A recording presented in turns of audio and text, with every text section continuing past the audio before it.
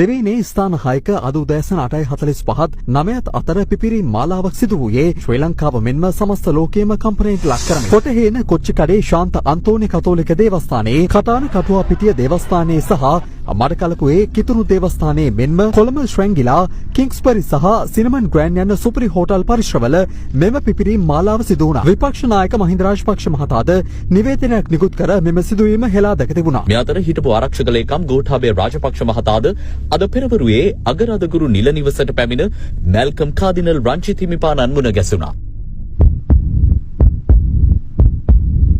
විපක්ෂ නායකවරයා මෙන්ම දේශපාලන නායකයින් අද දිනේ පිපිරීම් සිදු වූ ස්ථාන සහ රෝගීන් ඇතුළත් කළ රෝහල්වල නිරීක්ෂණය කරනු ලැබුවා. ඔව් මට මතක් වුණේ අත් වශයෙන්ම අද මේ ස්පිරිතාලේ ඇවිල්ලා බලනකොට කැපිටි ගොල්ලාවේ සිද්ධිය.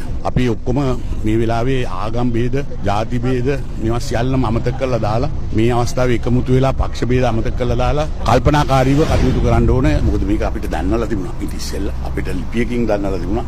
ඒක ජනතාව දැනුවත් කරා නම් මෙතරම් සංඛ්‍යාවක් මිය හැදෙන්න ඉඩ තිබුණේ නැහැ. මහින්ද රාජපක්ෂ ජනාධිපතිතුමා කිව්වා වගේ මේක ප්‍රභු ආරක්ෂකයන්ට එවලා තියෙනවා. ප්‍රභු ආරක්ෂකයන්ට එවලා තියෙනවා. මගේ නම් ප්‍රභු ආරක්ෂකයට එවලා නැහැ. හැබැයි අපි අනිත් සමහර മന്ത്രിවරුන්ගේ ප්‍රභු ආරක්ෂකයන්ට එවලා තියෙනවා. මෙතුමාට එවලා තියෙනවා. ඒ සියල්ල දැනගෙන කිසිම පියවරක් නොගෙන හිටියේ ඇයි? ඒ සියල්ල දැනගෙන කිසිම පියවරක් නොගෙන හිටියේ ඇයි? පස්වරදා ප්‍රහාරයෙන් පසුව මහින්ද රාජපක්ෂ, බැසිල් රාජපක්ෂ සහ නාමල් රාජපක්ෂ මඩකලපුව බන්ධනාගාරයේ සිටි හිටපු රාජ්‍ය ඇමති සිවනේෂ් තුරේ චන්ද්‍රකාන්තන් හෙවත් පිල්ලයන් හමු වී ඇතැයි නියෝජ්‍ය සොලිසිටර් ජෙනරාල් දිලීප පීරිස් අද කොටුව මහේස්ත්‍රාත් අධිකරණයේදී අනාවරණය කළා.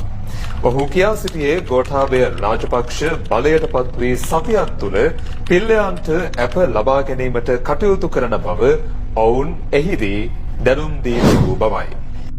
උපුටා ගැනීම අතිරේක සොලිසිටර් ජෙනරාල් දිලීප පීරිස් 2019 අප්‍රේල් 21 සිදු වූ පාස්කු ප්‍රහාරය සම්බන්ධව අසාද් මෞලාන නම් පුද්ගලයා චැනල් 4 නාලිකාවට සිදු කළ ප්‍රකාශය පිළිබඳ පසුගිය සතියේ අපරාධ පරීක්ෂණ දෙපාර්තමේන්තුවේ විමර්ශන නිලධාරීන් ඔහුගෙන් ප්‍රංශ තානාපතිවරයාගේ නිල නිවසේදී ප්‍රකාශ සටහන් කරගත්තා. ඒ අනුව තුන්වන සැකකරු මේ පාස්කු ප්‍රහාරයේ මහමුලකරු හා කොන්ත්‍රාත්කරු ලෙස ක්‍රියා කර තිබෙන බවට පැමිණිල්ල අනාවරණය කරගෙන තිබෙනවා. තුන්වන සැකකරු වන සුරේෂ් සලී 2017 වසරේ සිට සහරාන් හෂීම් ඇතුළු කණ්ඩායමෙන් කුමන හෝ ක්‍රියාවකට සහාය ලබා ගැනීමට සැලසුම් කරගෙන සිට ඇති බව අසාද් මෞලානාගේ ප්‍රකාශයෙන් හෙළි වී ඇතැයි දිලීප පීරිස් කියා සිටියා. උපුටා ගැනීම අතිරේක සොලිසිටර් ජෙනරාල් දිලීප පීරිස්. ස්වාමීනි 2017 වසරේ අල්ලියාර් ප්‍රදේශයේ මුස්ලිම් කණ්ඩායම් දෙකක් අතර ගැටුමක් ඇති වෙනවා. ඒ ගැටුමේදී සහරාන්ගේ කණ්ඩායමේ කෙනෙක් වන සෙයිනි මෞලවී රක්ෂිත බන්ධනාගාරගත වෙනවා.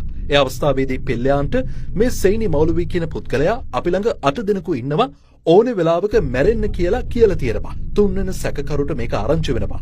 මොහු ඔවුන්ගෙන් අපිට වැඩක් කරගන්න පුළුවන් වෙයි කියලා 2017 ඉඳන් මේ කණ්ඩායමෙන් වැඩක් ගන්න බලන් ඉඳලා තියෙනවා. මේ කණ්ඩායමේ ස්වාමීනි පාස්කු ප්‍රහාරයේ බෝම්බ පුපුරවාගත් සහරාන් හෂීම් ඇතුළු 6 දෙනෙක් ඉන්නවා. පාස්කු ප්‍රහාරයෙන් පස්සේ පිල්ලයන් හමු වෙන්න මහින්ද රාජපක්ෂ, බැසිල් රාජපක්ෂ, නාමල් රාජපක්ෂ ගිහින් තියෙනවා. ඒ ගිහින් පිල්ලයන් හමු වෙලා මොවුන් කියලා තියෙනවා ගෝඨාභය රාජපක්ෂ ජනාධිපති වී සතියකින් ඔහු එළියට ගන්නවා කියලා. මේ තුන්වෙනි සැකකරු බුද්ධ්‍යංශ ප්‍රධානියා කර ලංකාවට ගෙන්වනවා කියලාත් ඔවුන් කියලා තියෙනවා. ඒ වගේම ස්වාමීනි 2017 අල්ලියාර් ප්‍රදේශයේ සිද්ධියට අදාළව රක්ෂිත බන්ධනාගාරගතව සිටි සහරාන්ගේ කෙනෙක් වෙන සෙයින් මෞලවී හට ඇප ලබා ගැනීම සඳහා නීතිඥ ගාස්තු ලබා දෙන්න තුන්වෙනි සැකකරු මැදිහත් වෙලා හමුදා බුද්ධ්‍යංශයෙන් රුපියල් 2,50,000ක මුදලක් දීලා තියෙනවා.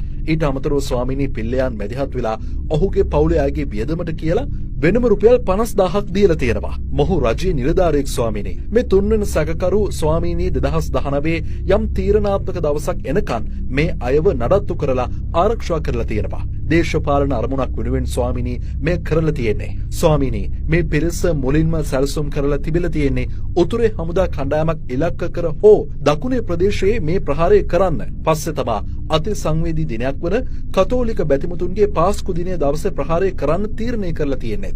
මොහු රාජ්‍ය නිලධාරියෙක්. මේ දේවල් මොහු කරලා තියෙන්නේ කාගේ කොන්ත්‍රාත් එකකටද කියලා විමර්ශන නිලධාරීන් මේ වන විට විමර්ශන සිදු කරමින් ඉන්නවා ස්වාමීනි. ස්වාමීනි මේ තුන්වන සැකකරු කියනවා ඔහු පිල්ලයන් සමග 2006න් පස්සේ සම්බන්ධකම් පවත්වලා නැහැ කියලා.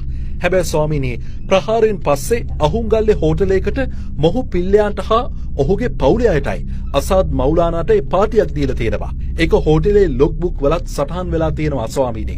පිල්ලයන් ඇතුළු පිරිස හා සහරාන් ඇතුළු ඔහුගේ කල්ලිය නඩත්තු කිරීමට යුද හමුදා බුද්ධ්‍යංශය කටයුතු කරලා තියෙනවා. ඒ මුදල් ස්වාමීනි රජයේ මුදල්. අපේ සල්ලි මේ යොදවල තියෙන්නේ. ස්වාමිනි පිල්ලයන් ඇතුළු පිරිස හා එවකට යුද හමුදා බුද්ධ්‍යංශයේ එක්ව මාධ්‍යවේදී ප්‍රගීත් එක්නැලිගොඩ, මාධ්‍යවේදී ලසන්ත වික්‍රමතුංග, මාධ්‍යවේදී උපාලි තෙන්නකෝන්, මාධ්‍යවේදී කීත නොයා, නැගෙනහිර විශ්වවිද්‍යාලයේ උපකුලපති රවීන්ද්‍රනාත්, තමිල් සිවරාම් ඇතුළු විශාල පිරිසක් පැහැර ගැනීම සිද්ධීන්ට හා ඝාතනයන්ට අදාළ සිද්ධීන් සිදු කරලා තියෙනවා.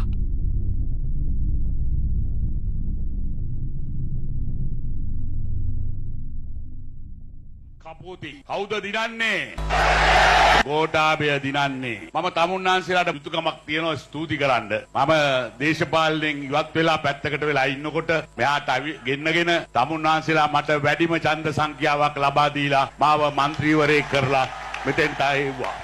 රටේ ආරක්ෂාව සලසලා දීලා අවුරුදු 10ක් යන්න ඉස්සෙල්ලා සාරාන්ලාගේ බෝම්බ වලට අපේ අය ගොදුරු වුණා. මේකට කවුද වග කියන්න ඕන? මේ ආණ්ඩුව වග කියන්න ඕන සාරාන්ව බේරගත්තට. ඇමතිවරයෙකුගේ පියෙක් කියනවා පුතාට හෙට පල්ලි යන්න එපා. මොකද තාත්තේ කියලා ආවම කියනවා හෙට බෝම්බ පුපුරවන්න ඉඩ තියෙනවා. මේ පුතාට බැරිද ඇමති පුතාට බැරිද දුරකතනෙන් පියතුමාට කතා කරලා කියන්න, බිෂප් තුමාට කියන්න, කාඩිනල් තුමාට ගිහිල්ලා කියන්න. නමුත් ඔවුන් කිව්වේ නෑ. තමන් බේරිලා ජනතාව පාවා දෙන්න. මේ මදිවට දැන් අලුත් අපේක්ෂකයක් කියනවා මම මැරෙන්නේ ජනතාවත් එක්කලු. අනේ මැරෙනව නම් ගිහිල්ලා තනියම මැරෙන්න. ජනතාව මරන්න නැතුව. දැන් ගෝඨාභයගේ පුරවැසි භාවය නෑ. ඒක තමයි කියන්නේ. මම බොහොම පැහැදිලිව කියනවා අපි නාම යෝජනා දෙන්න ඉස්සෙල්ලා ඌගේ පුරවැසි භාවය තියනවද නැද්ද කියලා ස්ථීරව දැනගෙන තමයි අපි දුන්නේ. ඌට පුරවැසි භාවය තියෙනවා. ඌ ලාංකිකයෙක් ලංකාවේ තමයි ඉපදුනේ. දැන් කියන්න දෙයක් නැතුව පුරවැසි භාවය ගැන කතා කරනවා. මේ